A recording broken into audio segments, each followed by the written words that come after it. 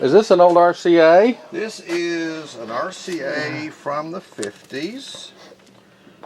And these were the cheaper ones that came out in the late 50s. Mm-hmm. Missing the lid. The original owner, she still has it, and somehow over the years, I think hinging the lid up at the back of the cabinet finally just sheared off. And she says, I frankly don't care. And she said, could this be fixed? I said, well, let's do what I can. Usually... Is this a tube type? One tube. One tube? One tube of 35L6.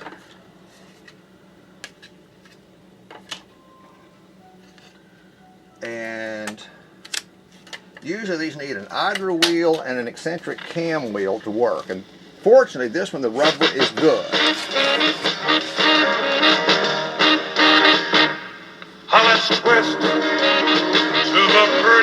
Got a little audio distortion. I bet. Hey, it's only one tube.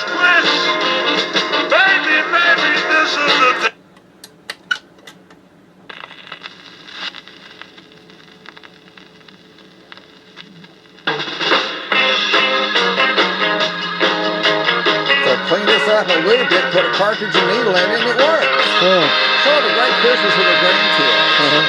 Drive them crazy. She has all of her original records from her childhood that were stored with the record player. Even though he won't me to. Big hit in the 60s. It's sounding better now. Yeah. Yeah, the original RCA's had a 3-tube amp. This has a 1-tube amp. This was a cheap one.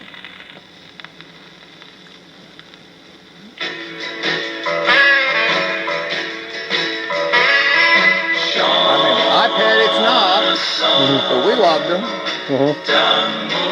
Put these on and you had your day made.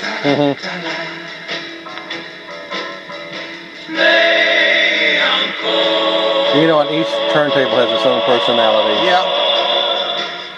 These will play the last record over and over until you want to scream. But that's okay. I think the tube warmed up or something that sounded good now. Yeah, it takes a little while. Is this one of those where the motor is a transformer for the tubes? Or? No. Some of these, if you don't have a full complement of tubes adding up to 120, you have to have a dropping resistor. A lot of the little record players, especially the cheap ones, they cheated. They put in a 90-volt motor in series with a 35L6 output tube, which pulls about 600 mils or 60 watts. Well, that motor in series with that 35L6 makes a perfect pair, and you get the proper filament voltage, enough torque to drive the motor, and no dropping resistor to generate heat. But this one, I think, has a filament dropping resistor. I don't think it's in series with the motor. You know, back in the early 30s, what's really scary, they started making cheap radios because of the Depression. They hadn't invented high filament voltage tubes yet. So you've got tube radios with 6-volt filament tubes wired in series. Now, they did have a 25-volt rectifier, 25Z3. But you had a 25-volt rectifier and 4 or 5 6-volt tubes and a dropping resistor somewhere, dropping about 50 watts. Got hot. Yeah. Mid-30s, they invented the 50L6 and the 35L6. They've invented tubes for string radios. But in the early days, they didn't have them, so they just used 6-volt tubes, which pulled a lot of current with these dropping resistors. And for a while, they wound a resistor into the power cord to drop about 40 watts to operate the tubes in a radio. They called them curtain burners because the cords would get so hot. If you put the radio on a table and dropped it over the back of the table to the outlet and the curtains came down on top of it, set the house on fire. They were outlawed a long time ago. But you still find those cords occasionally. I mean, what a hell of a place to put a resistor. But we didn't have UL, we didn't have any fire code. We got away with murder back in those days. I mean, this is hot chassis, but We don't care. Mm-hmm. We weren't afraid of electricity in those days. This is neat. It has a little clip to hold the tone arm down, which I thought was very thoughtful of them. She'll have great fun with this. She called me the other day and said, "Can this be done before Christmas?" I said, "Yes, ma'am." Said, "I've got everything done except gluing the cartridge in." So I'll call her tomorrow and tell her it's ready. It sure is pretty, but they made thousands of those little turntables. Oh, millions of these. Absolutely millions of these. This was the greatest revolution in phonograph history at that point. Mm-hmm. After that time, we'd had 78s, which were perfectly good, but they were big and heavy and fragile.